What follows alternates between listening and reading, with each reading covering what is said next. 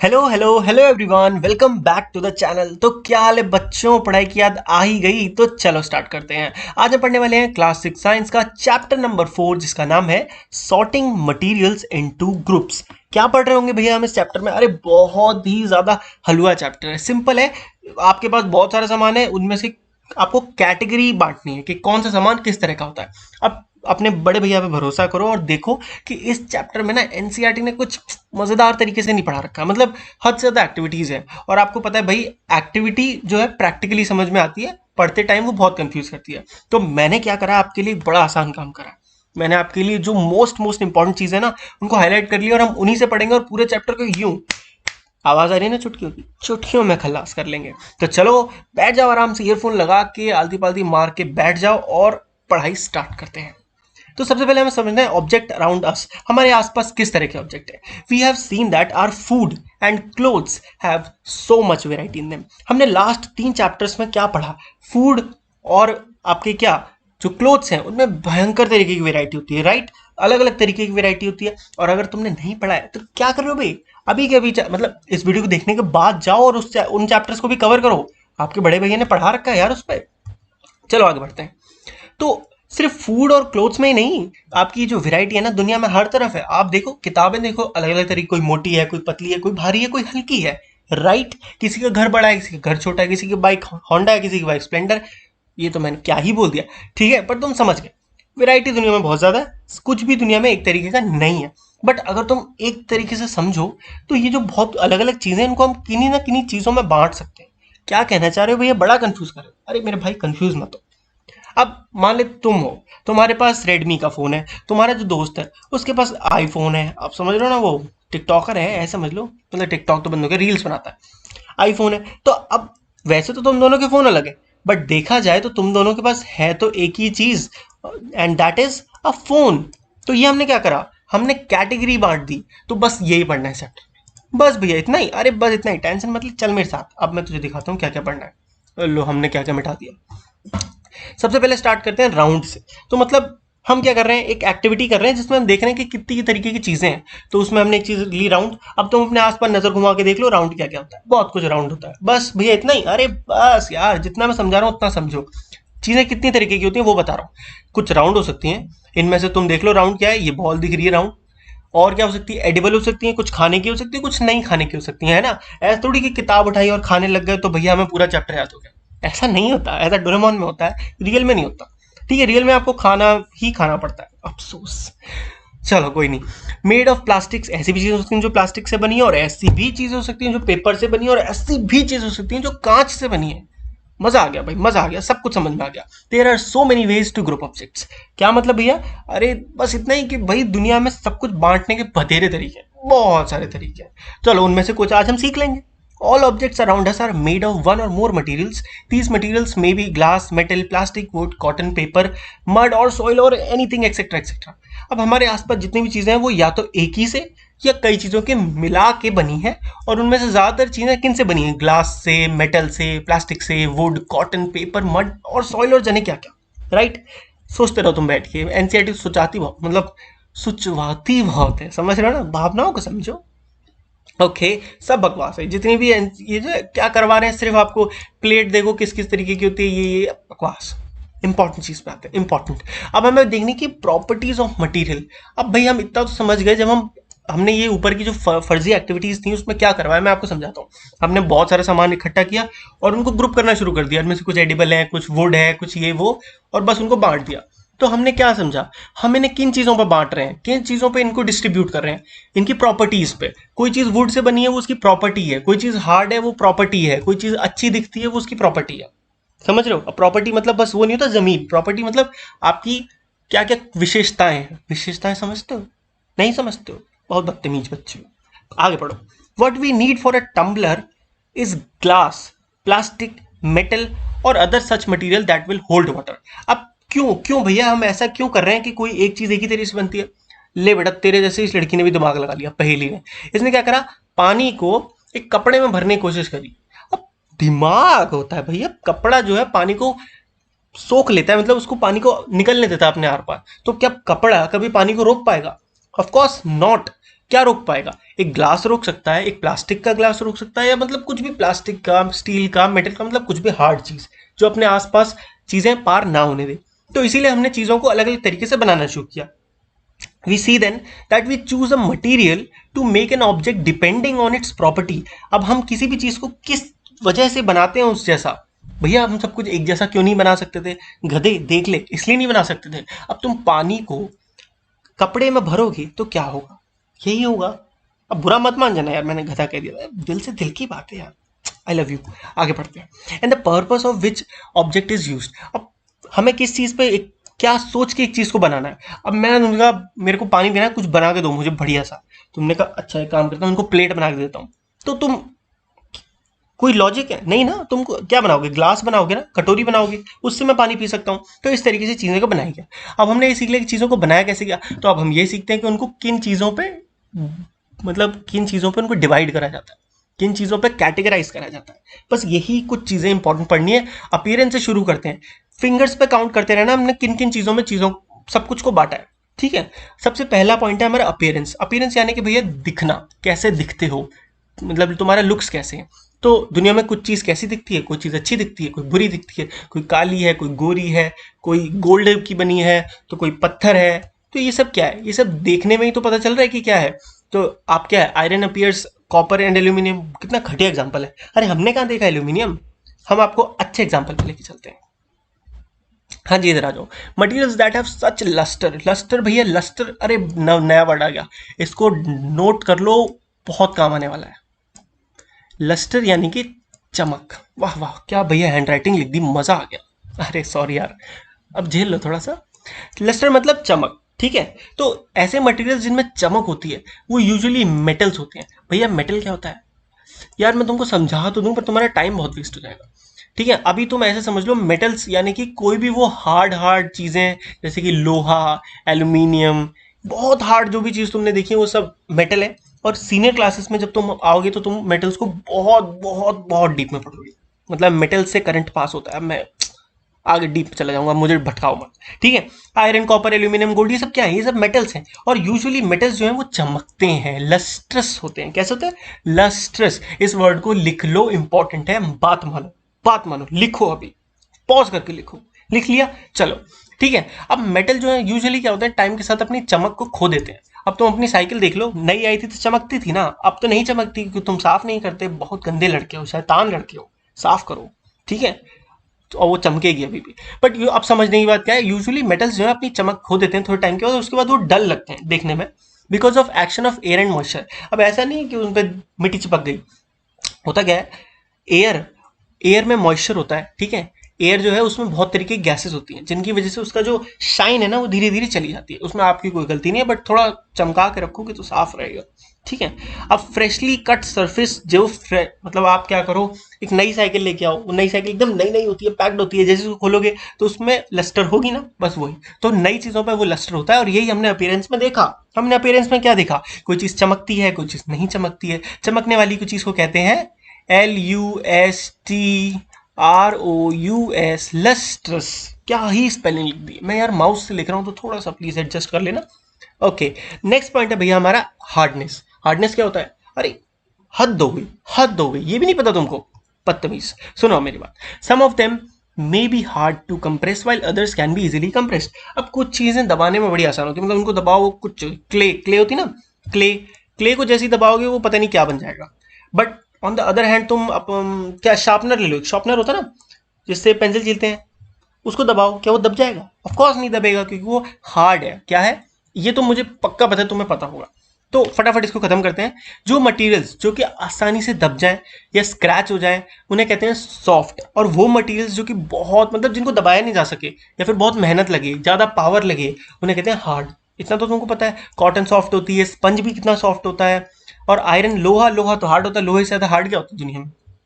ठीक है, अपीयरेंस में हमने देख लिया, ये सब देख लिया। अब हम बात करते हैं अपना नेक्स्ट। दो पॉइंट हम कवर कर चुके हैं, पहला क्या था? अपीयरेंस, दूसरा क्या था? हार्डनेस।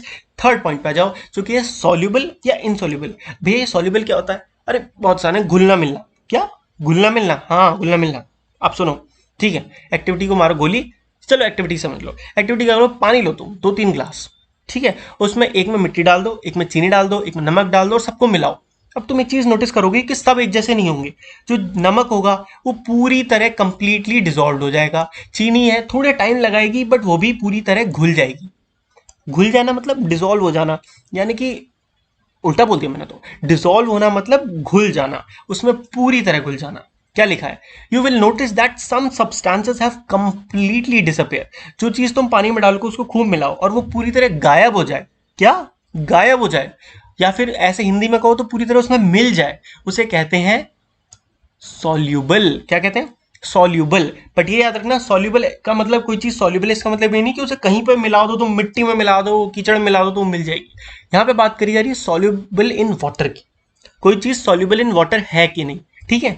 और ऐसे सब्सटेंसेस जो पानी में नहीं मिक्स होते, चाहे कितना भी उनको हिला लो, जैसे मिट्टी, जैसे ऑयल, ये सब चीजें क्या है, इनसॉल्यूबल है। इतना सिंपल भैया, अरे यार इतना ही सिंपल है तो तुम्हारा, तुम स्मार्ट हो यार, स्मार्ट बॉय या स्मार्ट सिस्टर, जो भी तुम बोलो, ठीक है। यार लो, हमने क्या मिटा दिया, तुम्हारी वजह से हो गया, डिस्टर्ब कर देते हो मुझको। अब जो पानी है ना, वो हमारी लाइफ बॉडी में एक बहुत इंपॉर्टेंट रोल प्ले करता है। अभी हमने सीखा जो वाटर है, वाटर जो है ना, वो अपने अंदर बहुत सारी चीज़ों को डिसॉल्व करने की प्रॉपर्टी रखता है। उसके अंदर एक पावर है कि उसके अंदर आप चीज़ें मिलाओ और वो आराम से उनको डिसॉल्व कर देता है। तो इसीलिए हमारी बॉडी में जो नेचर, मदर नेचर है ना, उन्होंने बहुत सारा पानी छोड़ा है, जिसकी वजह से हम बॉडी में बहुत सारी चीज़ें जो है डिसॉल्व हो जाती हैं। बस इतना आपको याद रखना है, ज़्यादा इसके डीप में नहीं जाना है। चलो अगला क्वेश्चन दिमाग में ये आता है कि लिक्विड, क्या लिक्विड में डिसॉल्व होते हैं? जी हाँ, बिल्कुल होते हैं। क्यों, कैसे होते हैं? अरे भैया तुमने नींबू पानी पिया है, नींबू पानी में चीनी डालते हो, चीनी मिल जाती है, चीनी सॉलिड है, हाँ भैया, पर नींबू भी तो डालते हो, और नींबू भी तो क्या है, लिक्विड है, नींबू मिल जाता है, राइट। क्या दिखता है? नहीं दिखता। तो इसका मतलब लिक्विड भी लिक्विड में डिसॉल्व होते हैं और गैसेस भी लिक्विड में डिसॉल्व होती हैं। कैसे? अच्छा एक बात बताओ, ये समझाता हूँ। समुद्र है, समुद्र के नीचे तुम्हें इतना तो पता है कि सबको जीने के लिए ऑक्सीजन चाहिए। क्या चाहिए? ऑक्सीजन। इसको O2 लिखते हैं, ऑक्सीजन को। अब हम तो आसमान में यहाँ रहते हैं, हमें पेड़ों से ऑक्सीजन मिलती है, हम मजे से जिंदगी जीते हैं। बट जो पानी के नीचे रहते हैं उनका क्या, क्या उन्हें ऑक्सीजन ही चाहिए? अरे भैया चाहिए, चाहिए, तो उन्हें कहाँ से मिलती है? भैया ये तो नहीं पता। अरे पानी में होती है। पानी में आपकी जो ऑक्सीजन होती है वो मिली होती है। कैसे? मिक्स हो जाती है। ये जो आपके इतने सारे एटमॉस्फेयर जो है, आपकी जो दुनिया है, इसमें जितनी भी ऑक्सीजन है ना, ये पानी में जाके डिसॉल्व होने लग जाती है। और यही ऑक्सीजन कौन यूज करती हैं?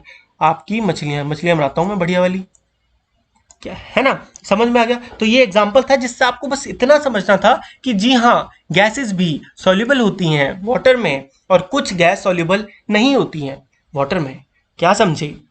बहुत आसानी से सब समझ गए कि सॉलिड, लिक्विड, गैस, तीनों ही तरीके के मटेरियल कुछ डिसॉल्वेबल होते हैं, कुछ नहीं होते हैं। भैया एकदम क्लियर हो गया, एकदम क्लियर। ऑक्सीजन में बहुत सारी चीजें होती हैं, हमने आपको बता दिया, यही एग्जांपल दिया। चलो आगे बढ़ते हैं। अगला अगला अगला अगला। अब ये थोड़ा सा ना कंट्रोवर्शियल टॉपिक। कंट्रोवर्शियल भैया, ओहो कंट्रोवर्शियल, अरे मिट जा मेरे भाई। नहीं मिट रहा, छोड़ो। अब बात करी जा रही है ऑब्जेक्ट फ्लोट करे या सिंक करे। कंट्रोवर्शियल सिर्फ इसका नाम है, ज्यादा टेंशन नहीं लेनी है।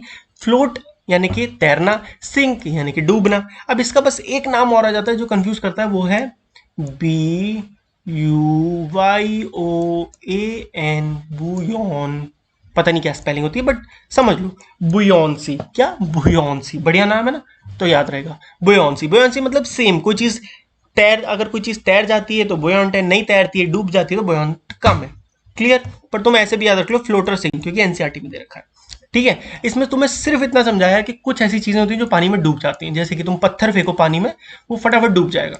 बट वहीं पे तुम क्या, एक पत्ता फेंको, पत्ता क्या है, जो पत्ता है वो तैरेगा, पत्ता तैरता है। ठीक है, शिप, शिप जो होती है वो भी तैरती है। तो ये सब क्या है, अभी आपको इसकी साइंस पे नहीं जाना है कि वो क्यों तैरती है, ये सब आप सीखोगे स्टेज बाय स्टेज। पहले अभी ये तो सीखो कि कौन कौन सी चीजें तैरती हैं और कौन सी नहीं तैरती।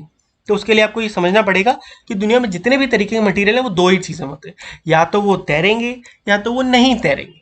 क्लियर? इसके लिए आप क्या करो, अपने आसपास कुछ भी पानी में फेंक फेंक के देखो, अपनी बाल्टी लो और देखो क्या क्या डूब रहा है क्या नहीं। कुछ चीजें आप नोटिस करोगे, जैसे कि प्लास्टिक यूजुअली तैर रहा है, लोहा यूजुअली डूब रहा है। इस तरीके से, जैसे यहाँ पे एग्जांपल है, हल्की चीजें यूजुअली तो तैर रही हैं और यहाँ पे भारी चीजें डूब जा रही हैं। ठीक है, इनके कुछ एक्सेप्शंस हैं, मतलब कुछ उल्टा है, बट वो आप सीनियर क्लासेस में क्लियर कर लोगे। नेक्स्ट अगला पॉइंट आता है ट्रांसपेरेंसी। क्या है भैया ये ट्रांसपेरेंसी? अरे ये तो तुझको पता ही होगा यार, आर पार देखना। किसी चीज का अगर आर पार देख पाओ तो वो क्या है? ट्रांसपेरेंट है। ऐसे क्या भैया आप ऐसे मुंह से बता दोगे? नहीं नहीं यार, डेफिनेशन देंगे आपको। दो सब्सटेंस और material through which things can be seen are called transparent. वो मटेरियल्स, वो सब्सटेंसेस जिनके आप आर पार देख सको, उन्हें कहते हैं ट्रांसपेरेंट। बहुत इंपॉर्टेंट है, क्वेश्चन पक्का आएगा। क्वेश्चन आउट कर दिया तुम्हारी क्लास का मैंने। सबको बता देना, ठीक है? सबको बता देना, या मत बताना और अच्छा है, पूरे नंबर तुम ही लाना, ठीक है? Next next next. और ऐसे भी मटेरियल, अब भैया ट्रांसपेरेंट है तो उसका उल्टा भी होगा। अरे क्या नहीं उल्टा है? तुम अपने आसपास कुछ भी उठा के देख लो, किताब उठा के देख लो, किताब, ये तुम्हारा मुंह है, उसके सामने तुम किताब रख दो, क्या पीछे कुछ क्या हो रहा है कुछ तुम्हें दिखेगा? नहीं दिखेगा ना। तो ऐसे मटेरियल जिनके आर पार आप नहीं देख सकते, there are some materials through which you are not able to see, these materials are called opaque materials. Which kind of materials? Opaque materials. भैया याद हो गया? अच्छा, अब तुझे ये समझ में आ गया ओपेक क्या होता है? हाँ भैया आ गया। अब तुझे ये समझ में आ गया ट्रांसपेरेंट क्या होता है? हाँ भैया आ गया। अब इनके बीच में भी तो कुछ हो सकता है। अब भैया आप कह रहे हो तो होता ही होगा। अरे होता है, इनके बीच में भी एक चीज होती है जिसे कहते हैं ट्रांसलूसेंट मटेरियल। क्या ये क्या होता है भैया? सिंपल सी बात है, ट्रांसपेरेंट और ओपेक के बीच का होता है। मतलब अगर आप इसके आर पार देखोगे तो आपको क्लियरली नहीं दिखेगा कि क्या हो रहा है, बट हल्का हल्का दिखेगा।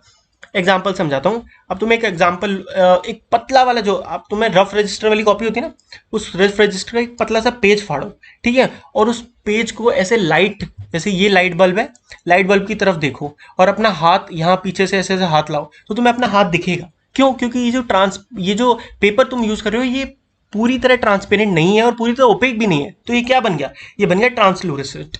ट्रांसलूसेंट, हद है आदि। The materials through which objects can be seen but not clearly are known as translucent. As simple as that. कितना सिंपल था ना? इसी के साथ चैप्टर एंड होने वाला है यार, फटाफट आगे बढ़ते हैं। समझ गए ना ट्रांसलूसेंट, ट्रांसपेरेंट और ओपेक क्या होता है? और लल्लू सी चीज है, बस डेफिनेशन रट लेना यार। डेफिनेशन तो तुमको रटनी पड़ेगी। अगर तुम्हारी इंग्लिश अच्छी है तो ऑफकोर्स तुम अपने आप बना के लिख सकते हो, बट कोशिश करो कि 3-4 बार लिखो तो याद हो जाएंगे और पेपर में फुल मार्क्स आ जाएंगे। वही तो चाहिए। Materials that can be grouped on the basis of similarities और डिफरेंस इन देयर प्रॉपर्टीज। अब मटेरियल्स को हम किन किन तरीकों से ग्रुप कर सकते हैं? उनकी सिमिलैरिटीज और देयर प्रॉपर्टीज। हमने कोई चीज फ्लोट करती है, सिंक करती है, कैसे पता करा? सबको एक एक करके डुबा के देखा, पता चल गया कि ठीक है, अच्छा ये चीजें जो डूबती हैं, ये चीजें जो फ्लोट करती है, ठीक है? बट इस चैप्टर का एक बहुत इंपॉर्टेंट क्वेश्चन आता है, why do we need to group materials? हमें क्यों जरूरत पड़ गई? तुम बताओ। चलो मैं ही बता देता हूँ, ठीक है? तुमने सोच लिया होगा, आई होप तुमने सोचा होगा, ठीक है? तो अपनी एवरीडे लाइफ में सोचो, तुम किचन में जाओ, ठीक है? ये तुम्हारी स्लैब है जहाँ पे सारे बॉक्स रखे हैं। ये वो स्लैब है जहाँ पे आपकी गैस वगैरह रखी होती है, ऊपर होती है ना दूसरी वाली स्लैब, और यहाँ पे और भी एक शेल्फ है। अब तुम सोचो, चीनी का डब्बा यहाँ रखा है, मसाले यहाँ रखे हैं, गैस तो ऊपर ही रख दी, मतलब सब कुछ अनऑर्गेनाइज्ड है। तो क्या तुम अच्छे से यूज कर पाओगे किचन को? Of course not. तो अपने काम को आसान बनाने के लिए तुम लोग क्या करोगे? सिंपली चीजों को अरेंज करोगे। क्या करोगे? अरेंज करने का मतलब ही क्या होता है? ग्रुप करना। तो हेंस हमारा पहला आंसर तो क्या हो गया? हम चीजों को ग्रुप क्यों करते हैं? In everyday life we often group materials for our convenience, यानी कि हमारे काम को आसान बनाने के लिए, ठीक है? हमारी लाइफ को आसान बनाने के लिए। अपने घर पे हम usually store things in such a manner जहाँ पे सिमिलर चीजें एक साथ होती हैं, ठीक है? जो मैंने भी आपको एग्जांपल दिया, हम एक जैसी चीज़ें एक साथ रखते हैं ताकि वो हमें आसानी से मिल सकें, ठीक है? ऐसे ही अगर आप किसी दुकान पे देखोगे तो वहाँ एक तरीके की चीज़ें एक साथ रखी होंगी, दूसरे तरीके की चीज़ें एक साथ, क्यों? ताकि उसे आसानी से मिल जाए, उसे ढूंढने में दिक्कत ना आए। एक अनदर रीज़न है जो कि बहुत इंपॉर्टेंट है, वो क्या है? Dividing materials in groups makes it convenient to study their properties and also observe any pattern in these property। यानी कि जब हम इन चीज़ों को एक साथ ग्रुप कर देते हैं तो हमारे लिए पढ़ना भी आसान हो जाता है। जैसे कि फॉर एग्जांपल, मानो मैंने आपको बोला ये एक ग्लास है, ये एक कटोरी है, ये एक प्लेट है। अब या तो आप इनके बारे में अलग अलग पढ़ो, है ना? पर मैंने आपसे क्या कहा? नहीं नहीं भाई, ये तीनों क्या है? ये तीनों यूटेंसिल्स हैं, बर्तन है। तो आप क्या करो, इनकी इनकी सेम चीज़ें, प्रॉपर्टीज, जैसे कि ये तीनों ही स्टील से बने हैं, इनमें खाना खाया जाता है, तो क्या हो गया? हमारे लिए पढ़ना आसान हो गया ना, इन्हें समझना आसान हो गया। तो बस इसीलिए हम चीज़ों को ग्रुप करते हैं। एकदम क्लियर हो चुका है चैप्टर, फटाफट हमने समझा, मजा आ गया ना? तो बस अब लास्ट हमने यस हार्ड देख लिया, insoluble, lustre, material, metal, transparent, translucent, soluble, rough, ये सब हमने पढ़ लिया। फटाफट अब हम क्या करते हैं, क्वेश्चन सॉल्व कर लेते हैं ताकि ये चैप्टर हो जाए। Tata bye bye. तो जी हमारा फर्स्ट क्वेश्चन क्या है? फर्स्ट क्वेश्चन कह रहा है name 5 objects which can be made from would. अरे क्या लल्लू क्वेश्चन है, कोई भी 5 ऐसी चीजें बता दो जो वुड से बनती है। मैं आपको फिंगर पे काउंट करा देता हूँ। टेबल बनती है, चेयर बनती है, और बुलक कार्ट ले लो, बुलक कार्ट पता है ना आपको क्या होता है, और आपका बेड बन जाते हैं, बोट बनती है, मतलब बहुत सारी चीज़ें, इनफाइनाइट चीज़ें। ये तो क्वेश्चन में कुछ दिमाग ही नहीं लगा रहा था। सेकंड क्वेश्चन देखते हैं, सेलेक्ट दोज ऑब्जेक्ट्स, जो इनमें से कौन कौन से ऐसे ऑब्जेक्ट हैं जो शाइन करते हैं। ग्लास बाउल, कांच का बाउल, अरे कांच तो हमेशा शाइन करता है, तो ये एक तो ये आंसर होगा ही होगा। थोड़ा साफ कर लेते हैं ताकि अच्छे से क्लियर हो जाए। हटाओ हटाओ हटाओ, पुरानी चीज़ें सब हटा दो। यस, अब देखो इनमें से ग्लास बाउल तो होगा ही होगा। प्लास्टिक का टॉय बिल्कुल शाइन नहीं करता। स्टील स्पून, अंजी बिल्कुल बिल्कुल, स्टील स्पून शाइन करती है। कॉटन की शर्ट ये भी शाइन नहीं करती। तो ये दो आपके क्या हो गए, आंसर हो गए। Next question, match the objects given below with materials from which they could be made. अब आपको क्या बताना है, ये इधर वाली चीज इधर किससे बनी होगी, तो बस ये मैच द फॉलोइंग करनी है। अब बुक जो है, इनमें से ग्लास, वुड, पेपर, बुक बनती है पेपर से, राइट। टम्बलर, टम्बलर क्या होता है, टम्बलर जिसमें हम पानी भर के रखते हैं ना, सिंपली आप ऐसे समझ लो। अब टम्बलर तो आपके कुछ किसी से भी बन सकता है, किस किस से, यानी कि आपका प्लास्टिक से भी टम्बलर बन सकता है। बट यहाँ पे आपको ऑप्शंस देखने हैं। टॉय जो है वो हमेशा प्लास्टिक से बनते हैं। शूज लेदर के हो सकते हैं। चेयर वुड की होती है। तो क्या बचा, टम्बलर के लिए ग्लास बचा। आहा क्या डिजाइन आ गया। तो अब क्लियर हो गया ना। चलो नेक्स्ट क्वेश्चन देखते हैं। Fourth, which state whether the statement are true and false. ये तो बहुत सिंपल लगते हैं मेरे को, ट्रू फॉल्स बताने होते हैं बस। पहला क्वेश्चन है, stone is transparent while glass is opaque. हो ये कह रहा है कि स्टोन जो होता है उसके आप आर पार देख सकते हो और शीशे के नहीं देख सकते। क्या हो गया, फॉल्स हो गया। A notebook has lustre while eraser does not. क्या एक नोटबुक के पास लस्टर होती है, क्या नोटबुक चमकती है सोने की तरह? जी नहीं, ये भी फॉल्स हो गया। चॉक डिजोल्व इन वाटर, क्या चॉक डिजोल्व होती है? ये आपको मैं बता देता हूँ, चॉक वाटर में डिजोल्व नहीं होती, वो इनसॉल्युबल होती है। ठीक है, आपको ये चीज याद रखनी है, क्वेश्चन के फॉर्म में भी आ सकता है ये, तो इंपॉर्टेंट है। ठीक है, स्टार बना देता हूँ। Next, a piece of wood floats in water. क्या ये जो लकड़ी का एक क्या होता है, लकड़ी का एक पीस होता है वो वाटर में तैरता है? अब भैया ऐसे तो समझ नहीं आ रहा। अरे बोट तैरती है ना। जी हाँ भैया तैरती है, तो बस ये सही होगा। क्यों, क्योंकि पीस ऑफ वुड भी तो बोट ही हुई। दिमाग यार, दिमाग दिमाग लगाओ। Next fifth question, sugar does not dissolve in water. क्या चीनी पानी में नहीं मिलती? फॉल्स, मिल जाती है। ऑयल मिक्स विद वाटर, क्या ऑयल पानी में मिल जाता है? जी नहीं, ऑयल पानी में ऊपर एक लेयर, जैसे अगर ये पानी का ग्लास है, इसमें तक पानी भरा है और आप ऑयल डाल दोगे तो ऑयल पता है यहीं यहीं इसी जगह पे इकट्ठा हो जाएगा और नीचे जाएगा ही नहीं, चाहे आप कितना भी उसको शेक कर लो, स्टिर कर लो, मिला लो, कुछ भी कर लो। सैंड यानी कि मिट्टी जो होती है वो पानी में नीचे जाके बैठ जाती है। क्या पूछा है, क्या वो नीचे जाके बैठ जाती है? तो बिल्कुल सही, सैंड जो है वो नीचे नीचे जाके यहाँ यहाँ इकट्ठा हो जाती है पानी में। Final question, vinegar dissolve in water. क्या विनेगर डिसॉल्व होता है? जी हाँ, विनेगर एकदम पानी की तरह होता है और वो आराम से डिसॉल्व हो जाता है। ठीक है, तो ये भी आपको थोड़ा सा याद करने वाली चीज थी। नेक्स्ट क्वेश्चन है, given below are names of some objects and material. ठीक है, ये कुछ नाम दे रखे हैं और आपको इन्हें ग्रुप करना है, राउंड शेप्ड के कौन कौन से हैं और अदर शेप के कौन कौन से हैं, और सेकंड में ईटेबल्स कौन कौन से हैं और नॉन ईटेबल्स। इतना सड़ू क्वेश्चन है कि तुम खुद भी कर लोगे, इसमें मुझे कुछ नहीं बताना। नेक्स्ट क्वेश्चन पढ़ते हैं, list all items known to you that float on water, check and see if they will float on oil और कैरोसिन। क्या क्या पूछा है, ऑयल या कैरोसिन में वो कौन कौन से इनमें से फ्लोट करेंगे। अब सबसे पहली चीज तो ये क्वेश्चन ना एकदम ही प्रैक्टिकल है, तो टेंशन बिल्कुल ना लो, ये क्वेश्चन बिल्कुल नहीं आएगा। इस क्वेश्चन को पूछने का एक रीजन है जो मैं आपको समझा देता हूँ, जो क्वेश्चन के फॉर्म में आ सकता है। अब देखो ध्यान से, एक तो होता है वाटर, ठीक है, और वाटर में हमने आपको हर चीज बताई है, वाटर में घुलती है, उसी के हिसाब से आपको सोचना है। अब वाटर के अलावा और भी लिक्विड होते हैं, ठीक है, जिनमें आपको सोचना होगा कि वो घुलता है कि नहीं। तो अब दो तरीके के लिक्विड हो सकते हैं वाटर के अलावा। हैं दो तरीके के, अरे समझ, देख, या तो वो वाटर से ज़्यादा गाढ़ा होगा या वो वाटर से बहुत ज़्यादा हल्का होगा, समझा। या तो वाटर, सोचो भैया वाटर इतना हल्का होता है, उससे भी हल्का, हाँ। अब मैं बताता हूँ क्या, केरोसिन जो होता है वो वाटर से भी ज़्यादा हल्का होता है, यानी कि समझ रहे हो ना, वाटर से भी हल्का। फिर आता है वाटर, और ऑयल जो होता है वो भारी होता है। देखा, गाढ़ा, गाढ़ा यहाँ तो मैं समझ लो, केरोसिन सबसे हल्का, उससे गाढ़ा होता है वाटर, और उससे गाढ़ा होता है ऑयल। तो सिंपल सी बात है, जो चीज़ वाटर में नहीं, मतलब अगर कोई चीज़ वाटर में फ्लोट कर रही है तो ऑयल तो गाढ़ा है, ऑयल में तो वो कैसे ही घुस पाएगी, पर मे बी वो केरोसिन में घुस जाए। ठीक है, बस इतना सा आपको समझना है। ये नहीं समझना इनमें से कौन सी तैरती है कौन सी नहीं, चिल मारो, इसके ऊपर कभी कोई क्वेश्चन नहीं आएगा, क्योंकि ये टोटली क्या है, प्रैक्टिकल क्वेश्चन है। आपको थोड़ी पता, आप घर पे बैठे बैठे ये थोड़ी कर रहे हो कि बस केरोसिन में डुबा के देखो, इसमें डुबा के देखो। बस आपको ये समझना है कि केरोसिन सबसे हल्का होता है, फिर वाटर होता है, फिर उससे ज़्यादा गाढ़ा आपका ऑयल हो जाता है। Clear. Next question, find the odd one out. इनमें से ऑड बताना है। चेयर लकड़ी से बनती है, बेड भी लकड़ी से बनता है, टेबल भी लकड़ी से बनती है, बेबी, ओहो, बेबी भी लकड़ी से बनता है, कि गधे हैं क्या? कबर्ड भी बनता है। नेक्स्ट, रोज फ्लावर है, जैस्मिन फ्लावर है, बोट है, बोट फ्लावर नहीं है, मैरीगोल्ड फ्लावर है, लोटस फ्लावर है।